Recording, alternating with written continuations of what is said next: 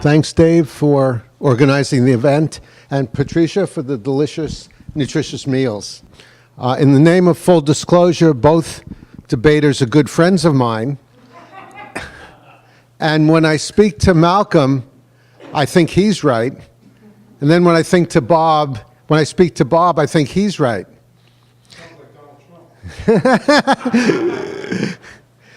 And I think my solution is they're both right. Just to review the structure for the debate, first we'll have an opening statement from Malcolm, then from Bob, 10 minutes each, then a rebuttal, 5 minutes each, and then a concluding statement, 3 minutes each, and then audience questions for about 15 minutes, and then we'll have a post-debate poll. Malcolm is the president of Sterling Futures, a fee-based San Francisco financial planning firm. He's founding member of San Francisco Financial Planning Association and past president and past chair of that organization.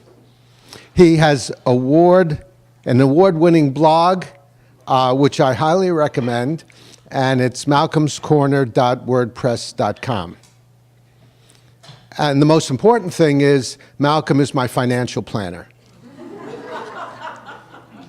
Robert Wenzel is editor and publisher of economicpolicyjournal.com and targetliberty.com, where he discusses issues relating to free markets, liberty, and private property society theory. He's written 3 books, and his next, Foundations of Private Property Society Theory, is scheduled for release any day now. Next week. It's on your wire. And Bob is the publisher of my book, 3-Minute Therapy. So let's start. Noam, are you ready? Bitcoin was invented in 2008 by someone called Satoshi Nakamoto. He published a paper in which he claimed to have found a way to create a decentralized network that could establish consensus or agreement without any centralized authority. Now, until 2008, this had been an unsolved problem among computer scientists. They called it the Byzantine generals problem. And when Satoshi said, "I've solved it," everyone basically laughed and then ignored him. But he published his paper. 3 months later, he published software to help people start building the Bitcoin network. Now, what is Bitcoin? It's not a company. It's not an organization. It's not that thing called a blockchain. It's not owned by anyone. It's simply a protocol. It's simply a set of mathematical rules that establishes a way for a completely decentralized network of computers to identify what transactions have taken place on a network, which essentially means who has the money. Now, it does this without anybody being in charge and without having to trust anyone. So in essence, if you want the reason why Bitcoin is so important, it's because it gives us a new decentralized model for trust. Now, Bitcoin hasn't developed, it's not happening in a vacuum. It's happening because for hundreds of years, our social institutions have been structured around top-down hierarchical structures. And we're now living in a global, interconnected world where we're in the middle of a transition from these hierarchies to a net-centric world. And these hierarchies are being replaced by flat networks. And year after year, we've seen these flat networks provide services much more efficiently and much more equitably than these hierarchies. I'm thinking here of platforms such as Uber, Facebook, Airbnb, Spotify, Lending Club, Kickstarter. But more recently, we're beginning to see an even more profound change from these platforms to actually protocols, just a set of instructions that enables two parties to exchange information with each other. Now, think of Uber and Airbnb without Uber and Airbnb. Just millions of individuals transacting together on the network peer-to-peer. And the interesting thing about these protocols is, again, there's no central authority. There's nobody in charge. You don't have to ask for permission. You don't have to sign up for an account. Bitcoin is the first network-centric, protocol-based form of money. Again, nobody owns it, and it is not limited by legal domains. It's not limited by borders. It's not limited by nation states. So if you are just, looking at the price of Bitcoin or listening to all the media with the crazy stories about the only people using it are people on drugs or criminals or pornographers, you're really missing the big picture here. You and I can go to a brokerage website right now, and within 24 hours, we can establish a US dollar denominated account that's trading on the Tokyo Stock Exchange. But that's just 1 billion of us who are privileged to be able to do that today. There are 6 billion other people in the world who have very limited, if any, banking services. Maybe a basic checking account, and they live in a world where it's basically a cash or a barter-based economy. Bitcoin is all about those 6 billion, those other 6 billion. And just imagine a Kenyan farmer who suddenly realizes that his phone is also a Bloomberg terminal. It's also a stock exchange. It's also a remittance terminal. And it's also a lending, he can actually borrow money on it. And it's a bank, and it's not just a bank account, it's actually a bank on his phone. Now, if you're that Kenyan farmer and you want to borrow money to buy seeds, that is a life-changing experience. Today, more than $500 billion is transmitted every year as remittances from first world countries to countries like Mexico, India, Indonesia, China. And on top of that $500 billion are companies like Western Union. And Western Union charges on average 9% per transaction, which they take from some of the poorest people in the world. We know that there's 1 billion people who have access to the internet. They also have access to a text phone, and they could be using Bitcoin to send money home at a fraction of the cost of Western Union. Now, when you deposit money in a bank, that money is it becomes a ledger item on the bank's ledger, and you have no control over it. You don't believe me? Well, when you go to the ATM and you put your card in, you expect to get money out. And you know what? Sometimes you do get money out of the ATM. But why don't you ask some people from Argentina, from Brazil, from Bolivia, from Cyprus, from Greece, from Venezuela? Because when they put the card in, they didn't get money out, because sometimes the banks just don't want to give it. Now, Bitcoin is fundamentally different, because with Bitcoin, it's not based on a debt system. You don't owe anybody anything, and nobody owes you anything. It's a system based on ownership, absolute ownership of a virtual token. We have an expression in the United States which is that possession is 9/10 of the law. With Bitcoin, possession is 10/10 of the law. If you control the private keys, it's your Bitcoin. No one can censor it, no one can freeze it, no one can take it away from you, and no one can tell you what to do with it. But the real power of Bitcoin comes from net neutrality. And net neutrality is the concept that the internet doesn't care whether where you're sending money from, where you're sending it to, or what the transaction is all about. Bitcoin is the first financial network that exhibits this type of neutrality. In a Bitcoin transaction, the Bitcoin network doesn't care what your gender is, doesn't care what your religion is, it doesn't care what your citizenship is. And because Bitcoin is not attached to identities or geographies, the government can't determine where you're going to send the money, and it certainly can't monitor everybody's transactions as the current system is designed to do.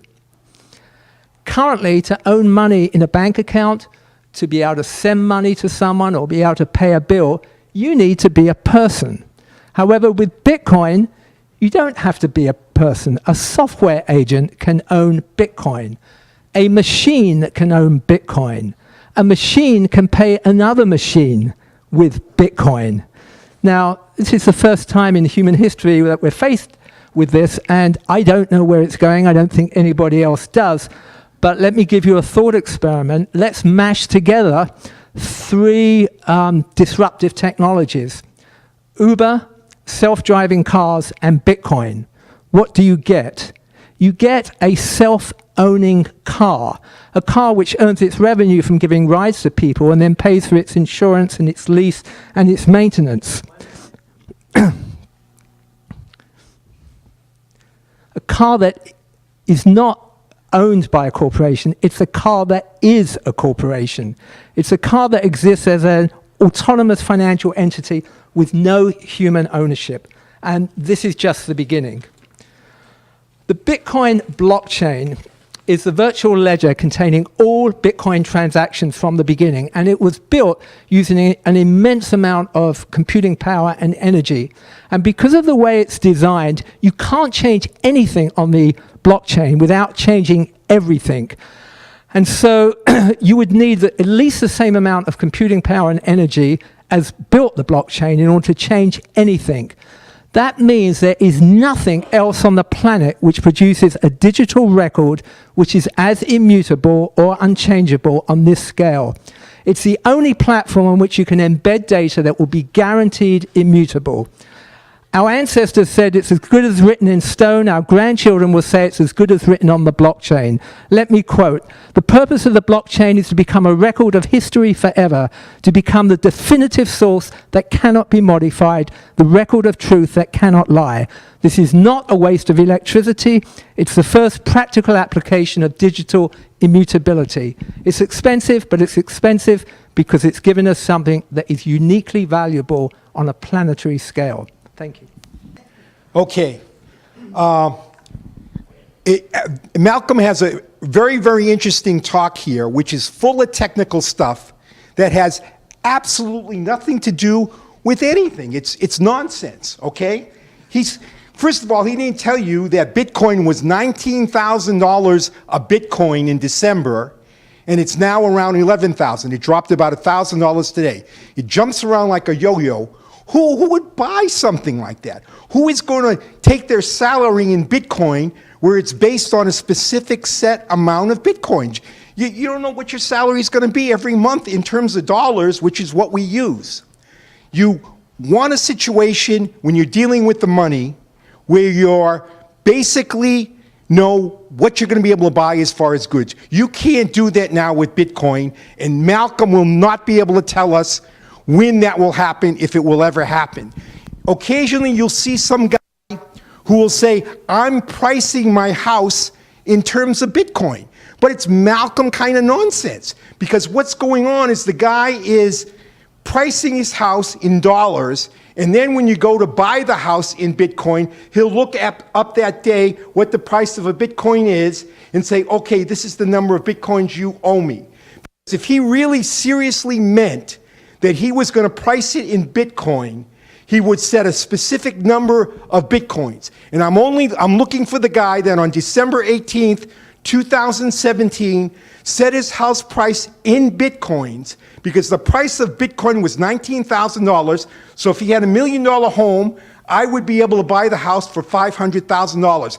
Nobody's doing that. It's nonsense, okay? The whole idea of money, and I think that's what we're talking about here, because Malcolm didn't even tell us, other than it's this magical algorithm, which, by the way, he said Satoshi solved it. let's have Malcolm, when he comes back up, explain Kurt Gödel's theorem. Now, Kurt Gödel was a serious mathematician. When he applied for citizenship here in the United States, Albert Einstein was one of the guys that stood up for him and vouched for him so he could become a citizen. He invented something called the incompleteness theorem, which said any algorithms are never complete. So Malcolm is promoting something here. Well, we don't know how it's going to end. Well, he'll come and say, well, it's not going to change, but it has changed twice. We've had 2 forks. We've had Bitcoin Cash and Bitcoin Gold. How does Malcolm know that it's going to be Bitcoin, that it's going to be the one that survives? And there's 700 others. There's Litecoin, all kinds of nonsense e-currencies in here. Where does Malcolm get the idea that Bitcoin is going to be the one that changes the world? Maybe it's the guys that said, hey, Bitcoin doesn't work. We need to fork it off and do Bitcoin Cash. Maybe it's the guys that say Bitcoin Gold. But the whole idea of this is, it's not, when you have to start thinking about what a money is and whether it's going to be this one or that one, you're not dealing with the money. When you have a money, it's something that you know very, very completely what you're going to get for in a short-term period. This is money. I have no idea how this is made. I could not stand up and tell you how much cotton is in here, how much linen, what kind of green is made. I just know that everybody accepts this in the United States. Money is the most marketable commodity. When you went here, no one paid for the vegan meal in Bitcoin. It's nonsense. It's a crazy kind of dream. This is money. This is what we work for. This is what we go when we pay goods for. When you think in terms of a money, you don't translate it into something else. When somebody tells you a book costs $30, you know exactly what that means.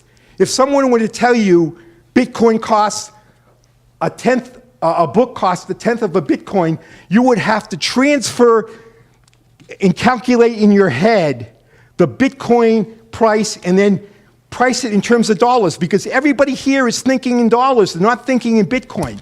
If you really use Bitcoin as a money, you wouldn't have to do that. We're talking about some kind of theoretical stuff. And by the way, Malcolm tells us that this is without having to trust anyone, okay? Well, how come all these Bitcoin people got ripped off then?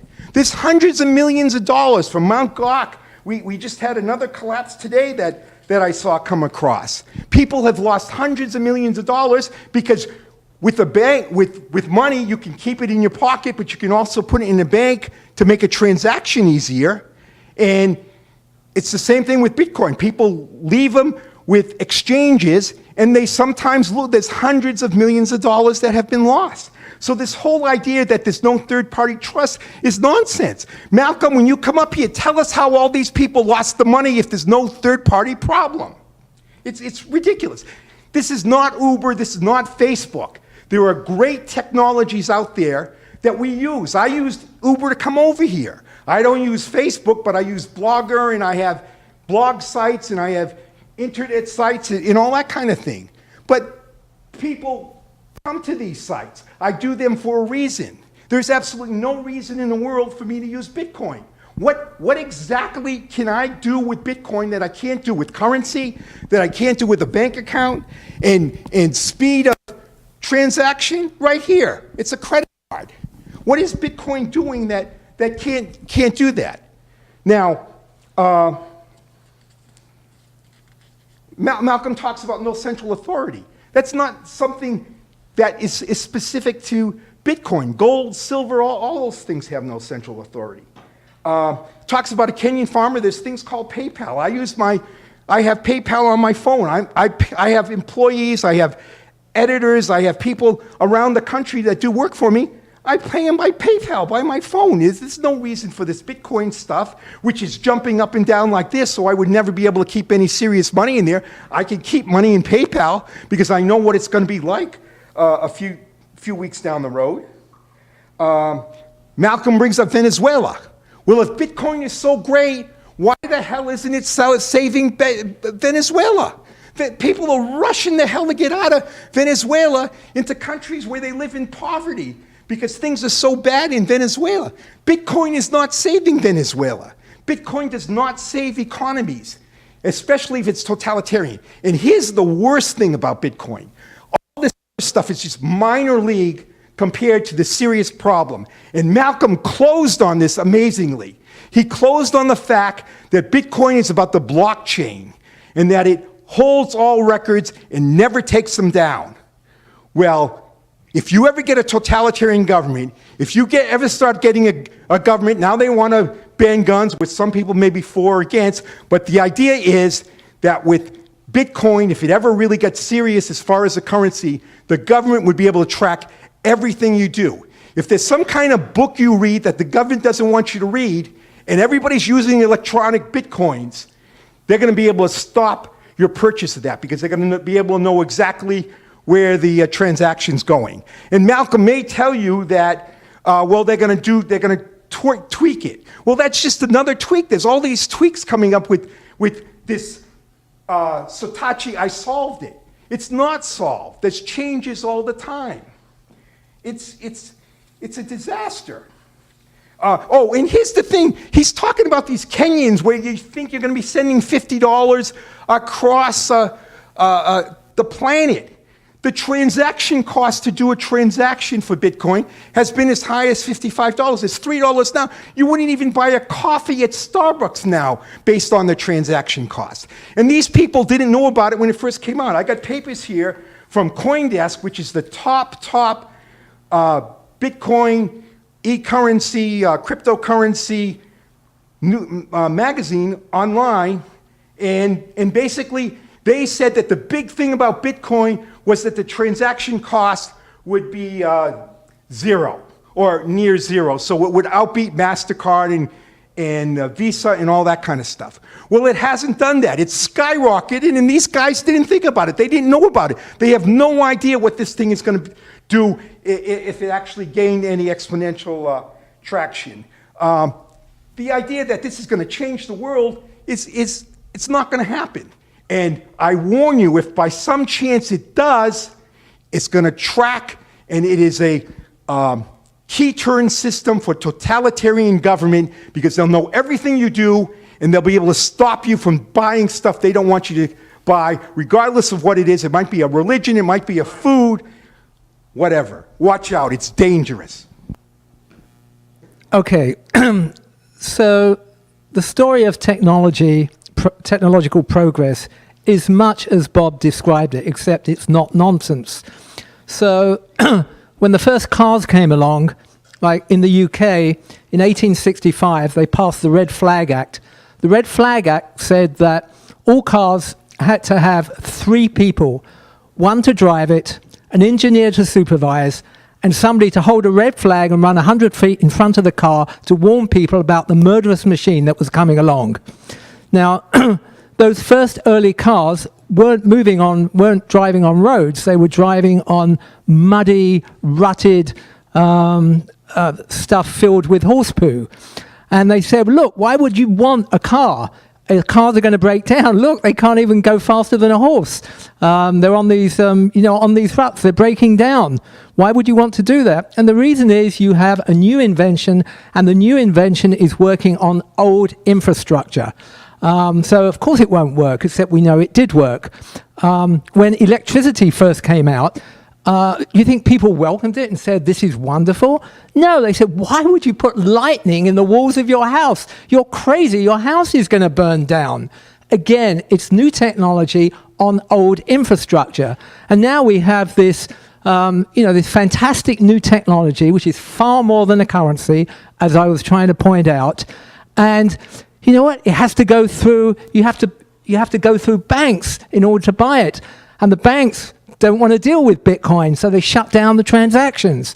And so you've got this new technology running on an old infrastructure, and for Bob, that just means it's nonsense. Well, it's not nonsense. Just wait a while and see how the problems sort themselves out. By the way, every objection that Bob has given, you also heard this with the internet.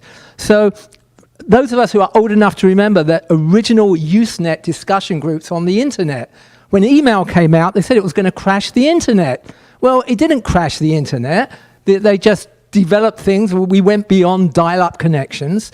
And then when we got email, then people started to say, oh, maybe we could send some multimedia attachments. No, it's going to crash the internet. Well, it didn't crash the internet, of course. The internet caught up with multimedia attachments. And now it's video and Netflix is going to crash the internet. And of course, it's not. So this scaling problem that Bob alluded to, it's not a goal to achieve a particular state. It just describes the current technology, the current borders of the technology we have. As soon as we get to a particular point, Bitcoin is not going to scale again. I hope it doesn't scale for the next 25 years, because each time it will just get better and better. Okay, trust. How come people have lost so much money? There has been not one successful hack of the Bitcoin protocol. Let me say the Bitcoin market today, the total market cap is worth $200 billion. There's a term that computer scientists use called a honeypot. The honeypot is the prize. If you can hack the Bitcoin protocol, you can get $200 billion. You think people haven't been trying? They've been trying to hack it all the time. You think the government haven't been trying to stop it? Right from day one, everybody's been trying to stop it. The Chinese have stopped the exchanges. The Chinese have stopped people mining. The Chinese can't stop it, and they didn't succeed in stopping it, because within a day of banning it, everything just moved to South Korea almost instantly. So we have all these areas around the world which are favorable to Bitcoin, and we have other areas which are not favorable. It moves around. It's like trying to sit on a mattress, and it's coming up in all different areas. So nobody has... But what people have hacked are the exchanges. Well, Bitcoin is all about not keeping your money on an exchange. That is not an integral part of Bitcoin. One day we will have working decentralized exchanges, peer-to-peer. The Bitcoin security protocol is not that you put all the money together and everything together so that it can be hacked. Even the NSA is hacked. Everything can be hacked. The Bitcoin security protocol is you spread it so thinly amongst everybody, so there is nothing to actually hack. Nobody has lost 1 cent from having the Bitcoin protocol hacked. They've been hacked by doing something which Satoshi and any Bitcoin enthusiast would say is just a foolish thing to do, which is putting money on an exchange. By the way, why isn't it saving Venezuela? You're a libertarian, Bob. Check out Google Reason articles on Venezuela, and you'll see that there are dozens and dozens of people who have fed their families by mining Bitcoin. Okay, I have no idea why Malcolm brought up cars. I did not say that every invention in the world doesn't work. All I'm saying is that Malcolm still has not explained why Bitcoin is good. And notice what he did.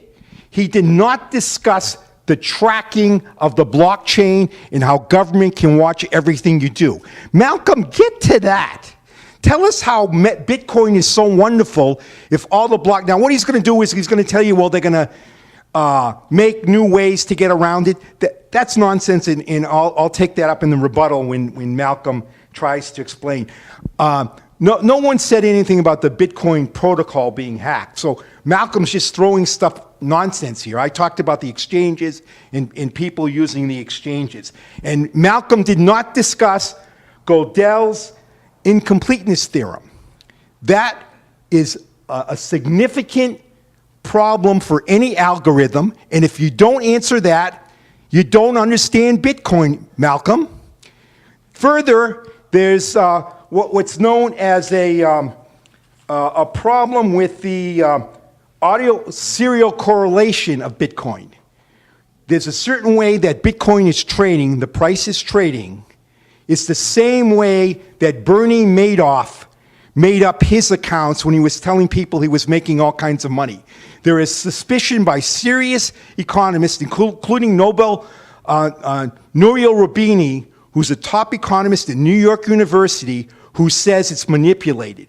40% of Bitcoin is controlled by less than 1,000 people, 500 of them who probably know each other, and it just has that same dynamics. This training is the same as the way Bernie Madoff made up his accounts. It looks very much like a pump and dump operation, and anybody who's spent any time in the markets knows exactly how these things work. And at the top, you got announcements all the time that all these great people are getting into it. You had the announcement at the top at 19,000 that Peter Thiel was in it. You had the announcement that Zuckerberg was looking into it. Malcolm, that's basic pump and dump. Right at the top, they throw out their biggest news to get the last schmucks in the accounts. And that's what's happening here. And now it comes down and you get a little pop up against it. But just remember, anybody that bought Bitcoin on December 18th at 19,000 is down roughly 50% on his money. So that there's no stability in there. There's no nonsense. And Malcolm, tell us what the Bitcoin price should be. Do you have an idea where the Bitcoin price should be? Is it 19,000? Is it 11,000? Where do you get this? How do you figure this number out? That's what we really need to know. Malcolm goes on to talk about a debate about email. Was anybody here at an email debate that email wasn't going to work? Where do you get this stuff from, Malcolm? It's mixing in all kinds of technical nonsense and guru stuff. It's not the way people act. You always got to watch the way people act. And what they do is they turn $20 bills to buy this food and get $5 in change. They don't use Bitcoin. And no one, if anybody wants to sell a house right now based on a specific Bitcoin amount, let me know, because when Bitcoin is down by 50%, I'm going to be knocking on your door and buying your house. Nobody's doing that. There's scams, there's getting, it's not real. No one is selling a house based on a Bitcoin price. It's not happening. This stuff is magic land. This is not a car where there's something that people are using. This is not Uber where people are using it. This is not Facebook. No one is exchanging anything with Bitcoin. The price, the transaction cost now is anywhere from $3 to 50. The transaction cost jump around like crazy. How could anybody, businessman, plan based on something like this? This is nonsense. I have nothing more to say. I'll close 20 seconds early. We live in a world where every transaction through the financial system is monitored, catalogued, analyzed, and sent off to the intelligence services around the world who collaborate. And yet we have very little idea of what our government does with our money. So the financial systems of the powerful are completely opaque, whereas our transactions and communications are totally visible because of the surveillance state. What do you think happens when our communications and our financial transactions are private and the crimes of large, powerful corporations and of states are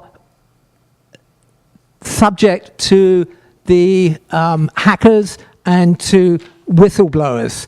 In other words, everything eventually comes out.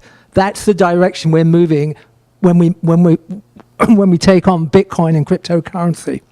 Excuse me. Currency is just the first app on the Bitcoin network. When you have a network where the emergent properties are trust, myriads of applications can be built on top of that. And today there are thousands of companies around the world working on that second app. Now, when you have two environments, one a banking environment where anything new and innovative, you have to ask permission and no permission is ever granted, or you have an open source software like Bitcoin where innovation takes place on the edge and no permission is required, guess where all the exciting developments occur? Why do we get paid at monthly intervals? There's a good reason.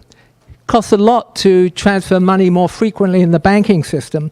But what happens if we can make payments of 100 billionth of a Bitcoin? Why don't we get paid by the minute? Why don't we stream money just like we stream music? Bitcoin is going to open up a whole new dimension of the way we think about money. And we're going to be thinking of it in terms of flows and streams. I have no idea where that goes. I'm pretty certain it's going to be big. until Bitcoin came along, sovereignty defined currency. And in fact, sovereignty was a basis on which currency could be created. And that currency also allowed sovereignty to be expressed. Think of the Roman emperors with their heads on the coins. Now the internet has its own currency, and the internet is going to use that to create sovereignty. And that may not make the nation state obsolete, but it will certainly make it less relevant. When an Egyptian blogger blogs about revolution, not only blogs about revolution, but he can actually fund that revolution with Bitcoin. And the people who have contributed that Bitcoin, because they appreciate the bloggers' the bloggers' value of self-determination and freedom. They contribute their Bitcoin. What are they doing? They're actually expressing not only their individual sovereignty, but their community sovereignty through their currency, through Bitcoin. Thank you. Okay, Malcolm talks as though Bitcoin is already a currency. Who spent any Bitcoin today going shopping anywhere? Did anyone do that here? Malcolm, and he paid $55 for the transaction fee. Okay, two. Are you getting paid in Bitcoin? Is your salary in Bitcoin? Would you want your salary in Bitcoin? What's that? I get some payments in Bitcoin. Yeah, but how is your payment made? Is it the same amount every month? No. Oh, so it varies based upon the value of Bitcoin. So you're really jerking yourself off because you're getting paid in dollars and you're just getting the amount in Bitcoin which you can then transfer or do whatever. Unless you're getting paid a specific physical amount in Bitcoin every month, you're really getting paid in dollars and it's just going around in circles. But let's get back to this idea of Bitcoin being the only currency, if it is a currency, that has not been controlled by government. Gold was the same way. Gold was first used as a currency in 3000 BC, used over and over and over again. And then in 1934, FDR came in, he slammed it shut, and he said, nobody can own gold. And it wasn't until Gerald Ford, and I genuflect mentioning Gerald Ford when I'm talking about gold, because he let Americans own gold again. The government is not going to let anything that Malcolm is talking about happen, where it's going to expose all the government transactions. That's not going to happen. Just yesterday, the head of the German Bundesbank said, you know, this e-currency stuff is really interesting. We ought to start our own. That's the direction this is going in. Bitcoin is very, very bad because it's causing this blockchain to be created where everything can be tracked, and the government is not going to let Malcolm's Bitcoin be the coin. They're going to invent their own coin. They're calling, here in the United States, they're calling it a Fed coin, and that's what they'll initiate if it's going to happen, and you are not going to want that. It's going to shut down the free transaction of goods. They will be able to control everything. Whatever gets on the hot list that shouldn't be bought, it's going to be extremely difficult, if not impossible, to buy it if an e-currency is the coin that everybody is using. Very, very dangerous stuff. It's not going to help the world. It's leading to disaster if it happens. We'll have direct the question to Malcolm or Bob or both, and then whoever you direct it to will have 2 minutes to respond, and then the other person will have 2 minutes to respond to that. So, Bob, you say all these reasons about why Bitcoin is bad, but the resolution was Bitcoin will change the world. So even if it does bad things, isn't that still changing the world? Yeah, that's a good question. And that's why I closed with the fact that Bitcoin will never exist. What's going to happen is the form of Bitcoin could exist, but it will be run by the government, and it will be a Fed coin or something like that. The Bundesbank president talked about it just yesterday. They have their eyes on it, and what's really bad about Bitcoin is it's teaching all these government central bankers how Bitcoin works and how the transactions could be changed. Yeah, Bitcoin's going to disappear. It'll be Fed coin in the United States or something like that. Good question. Noel, you timing it? Okay, good. Okay, Malcolm? Yeah, so a Fed coin is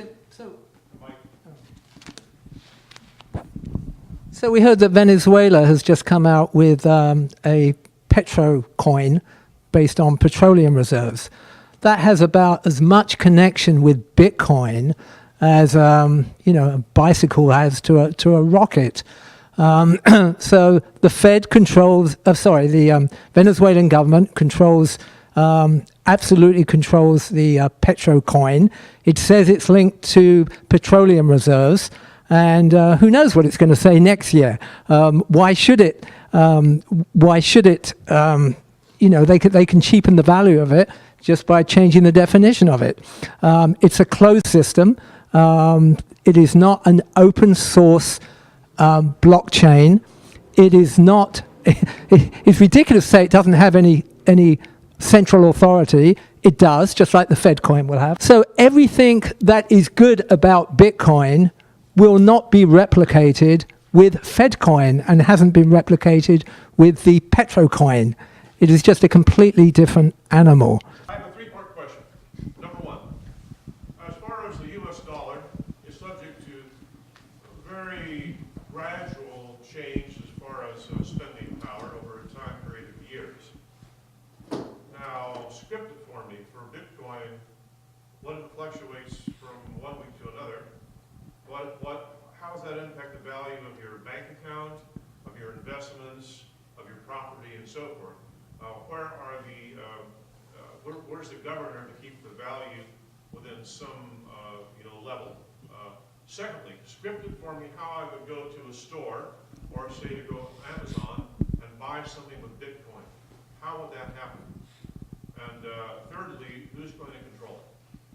Okay, that's directed to Malcolm. That's directed to Malcolm and to both of you. Yeah, Malcolm, you want to start?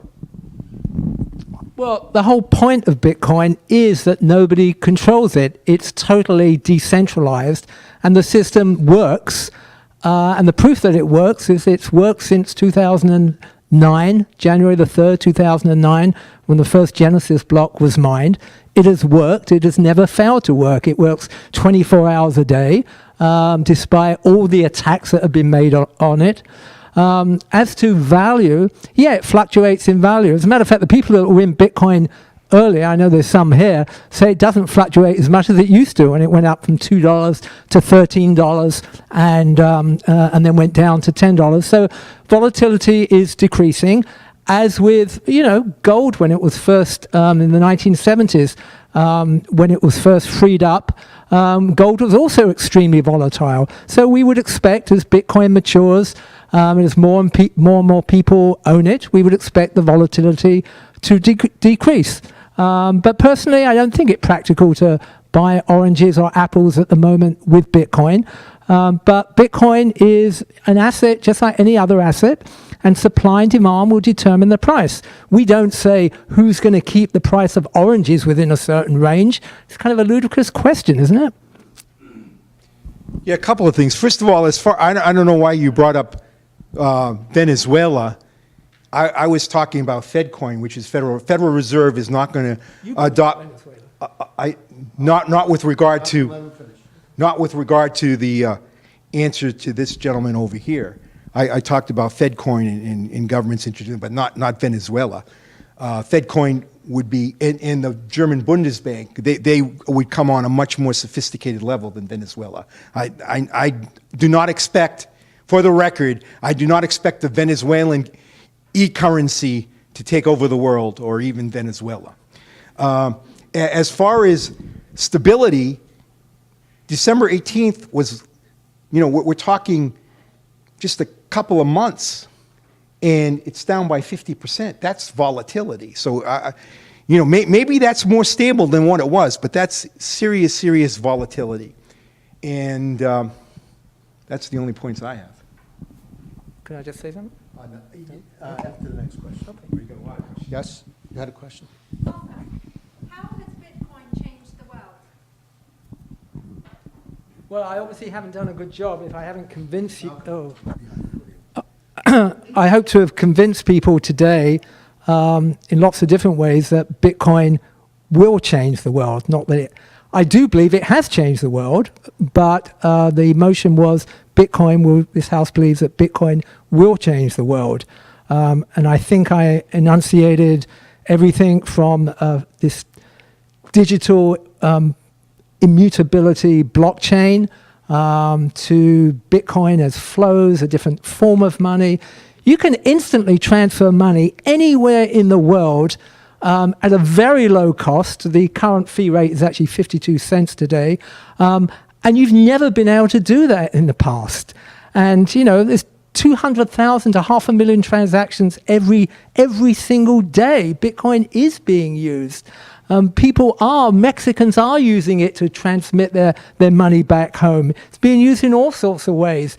Every major bank, every major government has acknowledged that, you know, this is an important development.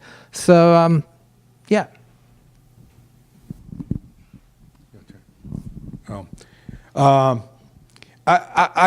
First of all, the transaction fee jumps all over the place. It was $55 a couple of months ago. So there's nothing stable about the transaction fee. To say that it's 58 cents today, I looked on one exchange and it told me it was $3 today. So it's jumping all over the place, and we don't have consistent prices or anything else as far as that's concerned. There's just nothing stable about it. Francois? If Bitcoin is so useful, why is it that last month there was a conference of Bitcoin people who were interested in Bitcoin, and they refused to take Bitcoin as payment to attend the conference? Well, this is the scaling issue that I alluded to. In other words, you know, the Bitcoin transaction fee was too high at that time, which is kind of the penalty of success. So many people are using this new technology, and so the fee went right up, and it was impractical to use it to get into the conference. But this would apply to any cryptocurrency at the moment. Nobody has a solution right now to the scaling problem, except that this is the point. You get to this point, and then there is a solution. And right now we have something called the Lightning Network, which is Bitcoin's second-tier answer to the scaling solution. It's new. It's not proven. But there's over 800 nodes. I've been following it from when it was 50 nodes. It's now over 800 nodes on a main net. There's real money on the Lightning Network. Not much, because it's still being tested. But that will be the answer to Bitcoin's first stage scaling. It's basically unlimited transactions, absolutely instantaneous, and you can send, you know, 100 millionths of a Satoshi. But is it right now something you can use? No, it isn't. It's a new technology. See, I knew he would get to this, okay? The Bitcoin framework doesn't work, so he brings in this new framework. But in 2014, remember, CoinDesk and Science Magazine both said the advantage to Bitcoin was that it would be able to transact at lower levels than MasterCard and Visa, which has been totally wrong, and no one objected at that time. No one understood the problems with Bitcoin, and they'll continue to change as different developments occur. So now this is there, but this is only there because it was a failure by the original Bitcoin people to really recognize what would develop at some points, and we don't know what this new Lightning Network is going to do or who it's going to strike. Yes, in the back there. So I'm curious because I see all these different Bitcoin, or these currencies in general. I kind of understand why people, I kind of understand why people would think that cryptocurrencies are the future, but why Bitcoin? Okay? Because it seems like people are just fabricating them at this point. Outside of the fact that it's more well mined, you know, why would Bitcoin be the one that actually wins out of the 1,500 of the exchanges right now? Because right now it almost seems like it's money, you know what I mean? If others, I mean, obviously if one does overtake the rest, and for some reason it invalidates the others, then I can kind of see that as legitimate. But at this point, there's so many that have value, and there's so many more that have potential that even if there is a future for cryptocurrencies, why would it be Bitcoin? Well, a few reasons. Probably the most important, that Bitcoin, the Bitcoin core, you're talking about 100 plus of some of the best developers in the world have spent years and years making improvements every hour of the day to the Bitcoin, to the core protocol. Now, it's open source, so anybody can just rip it off. So recently we had Bitcoin Cash, and they basically just, they ripped off, all the innovations and everything else. And they're saying we've got Bitcoin Cash, and not that many people use it, so the fees are lower. But Bitcoin, first of all, they have the best people. Secondly, I spoke about the immutability of the blockchain. I'm a bit of a Bitcoin fundamentalist. I think the Bitcoin blockchain, eventually people are going to put their property titles on the Bitcoin blockchain, and you're going to use a blockchain that is the strongest and has the strongest security model. And the fact that all this energy has already been expended on the Bitcoin blockchain, and you cannot change it without using, the same amount of energy. And I will say there's, it's a technical thing, but there's, maybe we won't get into the technical thing. Okay. Yeah, I think your point is very good. Malcolm talks about the smart people working with Bitcoin, but there are very, very smart people working with Bitcoin Cash, some of the original people in Bitcoin, and they have very, very good reasons for why they move over to Bitcoin Cash.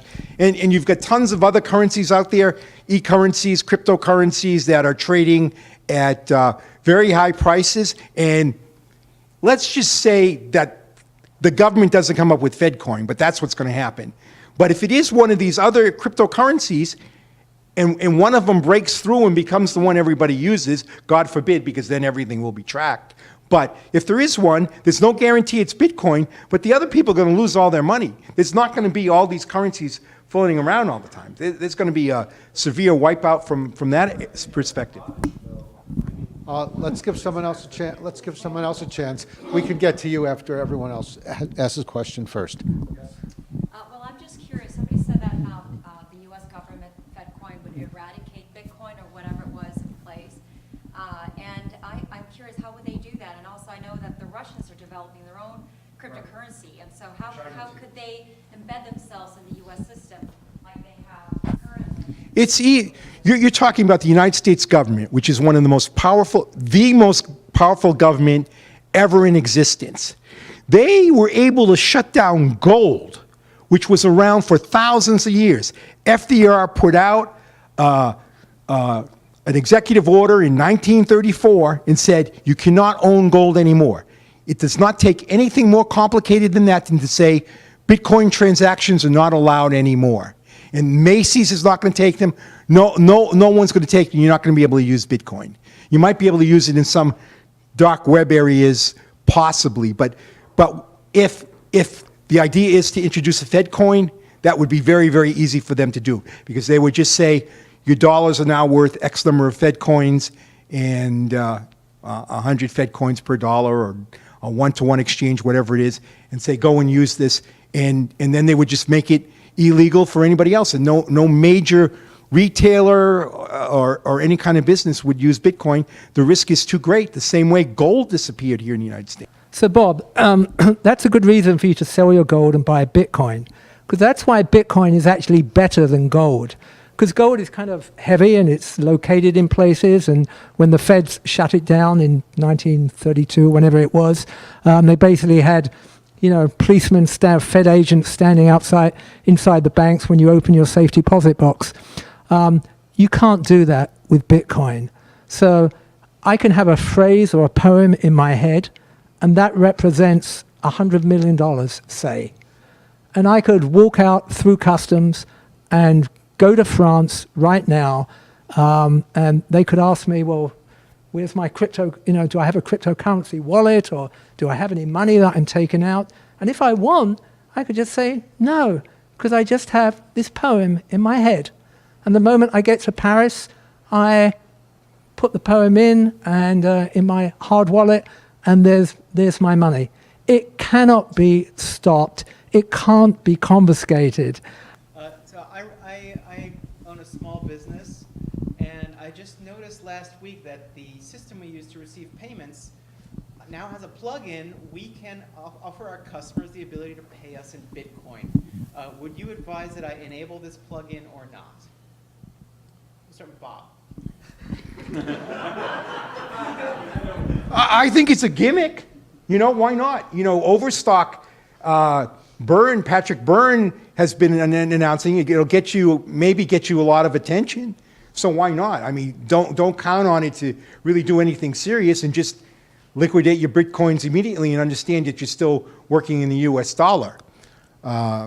That's really the key. But as far as trying to transfer it over a country, if you get gold and they close down, make it illegal to own gold, you can still keep it under your mattress and no one's going to know about it. But if you're going from here to France, that blockchain is working and tracking it all. So Malcolm's going to be tracked. He may not know it. He'd probably get arrested in France, and that would be the end of it. I'm sorry, Bob, you just don't understand the blockchain. Sure, so I bought some Bitcoin through Coinbase. The IRS has forced Coinbase to turn over the records. I have to recognize that if the government wanted to, they could now track my Bitcoin. But if I bought Bitcoin from somebody here, or in a way that the government can't, because the Bitcoin is not designed to have all that kind of know your customer, anti-money laundering. That's like making that car run on a muddy, rutted road. That's not the technology we're talking about. So they can't, you can't stop Bitcoin that way. What was the question I was answering? I'm sorry. Oh, the payment plugin. Look, if you don't do it, your competitor will. So you better do it, right? At the same time, you can learn about a new technology. Maybe Bob's right. Maybe it's all going to die tomorrow. But maybe he's wrong, and I absolutely think he's wrong. And you're at the beginning of a whole wave of new technology. We are definitely moving into a crypto environment, and crypto will eventually replace fiat, and Bitcoin will have a major part. By the way, even if Bitcoin didn't work out, Bitcoin will still have changed the world, because crypto will be here, blockchains will be here, and it was Bitcoins to start with. Next question. Two more questions? Phil? And it's one question. It's just this is the question: how it can change the world. When the governments fight wars, they print a lot of money. When they couldn't do it under the gold standard, the wars were smaller. World War I, everybody went off the gold standard and just printed money. They completely impoverished their countries, and they were able to keep this war going for years and years and years. Will Bitcoin be able to change the world by making it more difficult for them to steal all the money from the population and use it all to drop bombs on another population? And that can be either one of you who wants to take it. Who wants to take it first? I'll take it first. Thank you. So yes, it will be able to do that because I believe in a marketplace of monies. And Bob should too, because he also believes in free markets, I think. And if he really does, he believes that different currencies should be allowed to compete, and we should be able to choose what currencies we want to put our money in. And if people are given the choice, where would you put your money? Would you put it in fiat US dollars, or would you put it in Bitcoin? Well, right now we have a pretty stable currency, the US dollar. It's going to eventually, at some point, the government's going to default and it's not going to be worth much. But right now, it's a pretty stable. However, if you live in one of these countries, whether it's Zimbabwe or Venezuela with 13,000% a year inflation, you are actually choosing Bitcoin. Lots of people are. So it depends where you live. But even today, I mean, Bob talked about December, Bitcoin fell by 55%. The price today, it fell by 55%. But 12 months ago, Bitcoin was about $650, $750. Right now, today, it's $10,500. So for some of us, who cares about the volatility?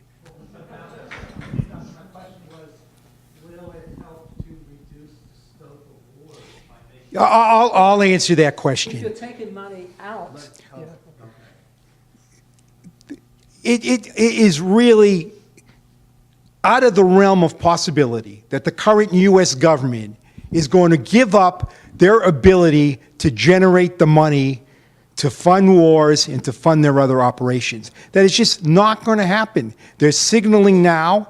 They have a working group at the Federal Reserve that is working on FedCoin. The Bundesbank president came out talking about issuing a Bundesbank currency, cryptocurrency. That's what's going to happen. Bitcoin is going to be wiped out. They're just not going to allow it to happen. It's just not going to happen. And there is just no way any major retailer is going to take the risk of accepting Bitcoin any more than they accepted gold coins after FDR said, stop it. Okay, one last question. Mike? For Robert, my understanding is that Gödel didn't prove that all algorithms are incomplete, but that all axiom systems are incomplete in the sense of containing propositions that are undecidable within that system. So I don't see that Gödel's theorem has anything to do with Bitcoin.